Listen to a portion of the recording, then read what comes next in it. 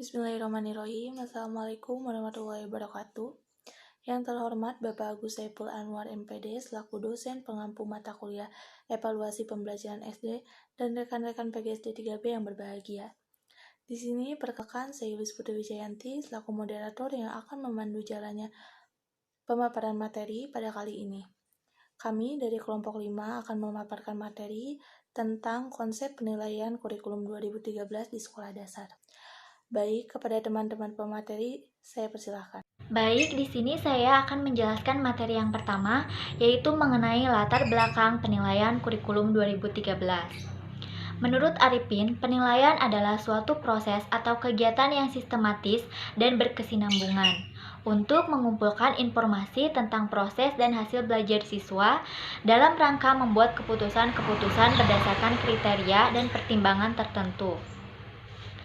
Penilaian bukan hanya sebatas nilai saja, namun melalui penilaian, guru dapat merayakan pencapaian dan mendukung siswa dalam menghadapi tantangan belajar. Sebagian besar guru mengalami kesulitan saat melakukan penilaian kurikulum 2013. Hal ini disebabkan karena penilaian berdasarkan fakta yang nyata atau otentik. Jadi semua aspek menjadi penilaian pada kurikulum 2013 ini. Memang cukup berbeda dengan kurikulum sebelumnya, yaitu KTSP yang hanya menekankan aspek kognitif saja. Sebenarnya dalam kurikulum KTSP sudah memberikan ruang untuk melakukan penilaian otentik, namun pelaksanaannya saja belum optimal. Kurikulum 2013 ini bersifat holistik yang mencakup 3 aspek penilaian, yaitu sikap, pengetahuan, dan keterampilan, yang dilakukan dalam waktu yang bersamaan. Sehingga guru harus benar-benar memperhatikan perkembangan peserta didik.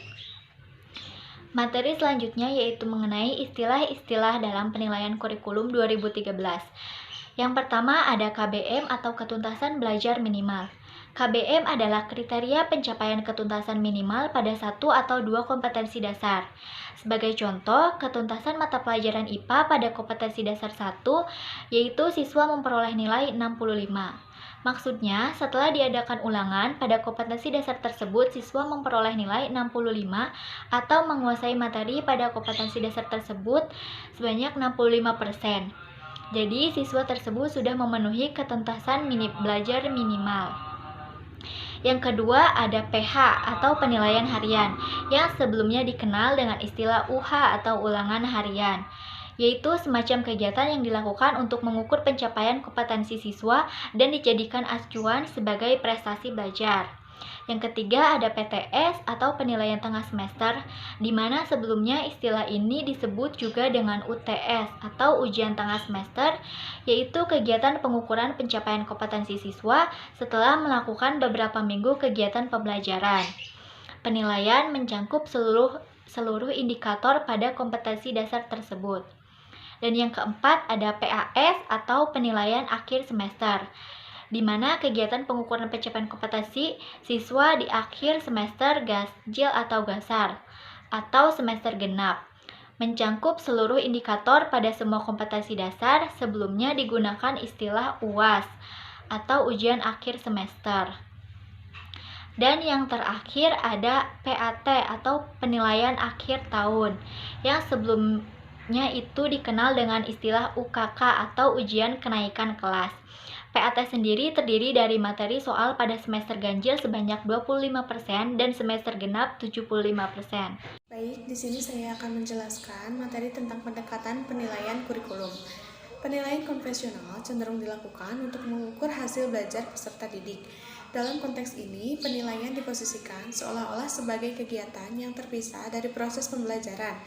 Pemanfaatan penilaian bukan sekadar pengetahuan pencapaian hasil belajar, justru yang lebih penting adalah bagaimana penilaian mampu meningkatkan kemampuan peserta didik dalam proses belajar. Penilaian seharusnya dilakukan melalui 3 pendekatan. Yang pertama, assessment of learning atau penilaian akhir pelajaran. Assessment of learning merupakan penilaian yang dilaksanakan setelah proses pembelajaran selesai. Dan yang kedua, assessment for learning, dilakukan selama proses belajar berlangsung dan biasanya digunakan sebagai dasar untuk melakukan perbaikan proses belajar mengajar. Ketiga, yaitu assessment as learning, mempunyai fungsi yang mirip dengan assessment for learning, yaitu fungsinya sebagai formatif dan dilaksanakan selama proses pembelajaran berlangsung. Perbedaannya, assessment as learning melibatkan peserta didik secara aktif dalam kegiatan penilaian tersebut. Selanjutnya yaitu prinsip penilaian kurikulum. Prinsip-prinsip penilaian pembelajaran kurikulum 2013 yaitu yang pertama ada objektif, berarti penilaian berbasis pada standar dan tidak dipengaruhi faktor objektivitas penilai. Yang kedua yaitu terpadu, berarti penilaian oleh pendidik dilakukan secara terencana, menyatu dengan kegiatan pembelajaran dan berkesinambungan. Ekonomis, berarti penilaian yang efisien dan efektif dalam perencanaan, pelaksanaan, dan pelaporannya. Yang keempat yaitu transparan, berarti prosedur penilaian, kriteria penilaian, dan dasar pengembangan keputusan dapat diakses oleh semua pihak. Dan yang kelima yaitu akuntabel, berarti penilaian dapat dipertanggungjawabkan. Yang keenam ada sistematis. Sistematis, berarti penilaian dilakukan secara berencana dan bertahap dengan mengikuti langkah-langkah baku. Yang ketujuh ada edukatif, berarti mendidik dan memotivasi peserta didik dan guru. Pelajaran pada kurikulum 2013 tersebut harus berjalan beriringan dan saling berhubungan antara prinsip satu dengan yang lainnya. Artinya, guru dalam setiap melaksanakan penilaian tidak boleh hanya terpaku pada satu prinsip, tetapi harus melibatkan seluruh prinsip yang ada. Dengan berpedoman pada prinsip-prinsip tersebut, diharapkan penilaian dapat berjalan dengan baik sesuai yang diharapkan oleh semua pihak. Akan menjelaskan tentang kriteria ketuntasan minimal kurikulum 2013. Kriteria ketuntasan minimal atau KKM adalah kriteria ketuntasan belajar yang ditentukan oleh satuan pendidikan yang mengacu pada standar kompetensi kelulusan dengan mempertimbangkan karakteristik peserta didik, karakteristik muatan pembelajaran, dan kondisi satuan pembelajaran.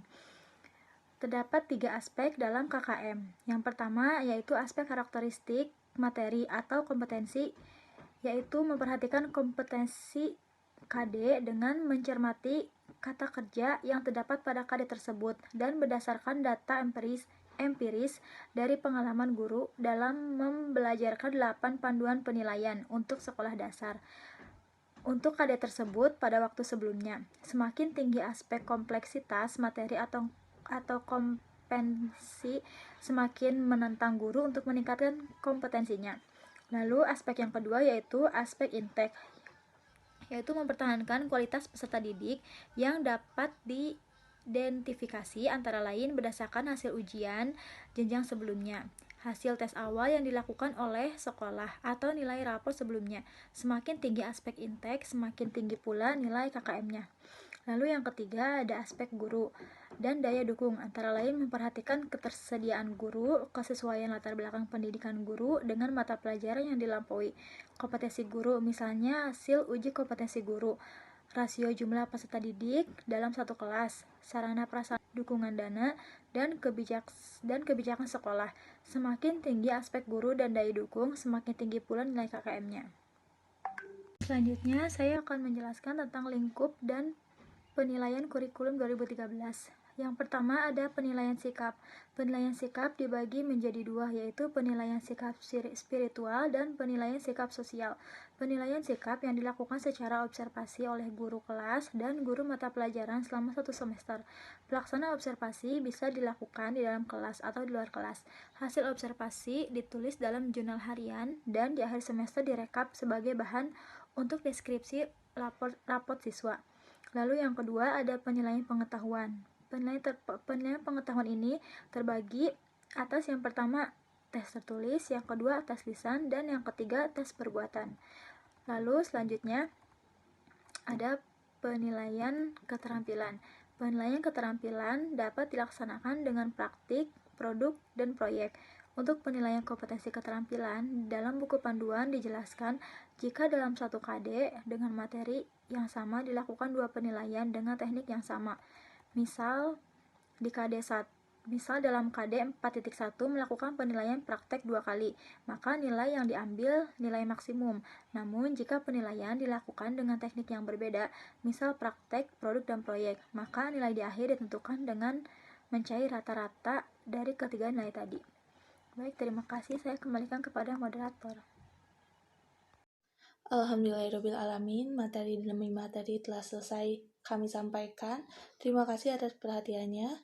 Mohon maaf jika ada kekurangan. Saya tutup. Wassalamualaikum warahmatullahi wabarakatuh.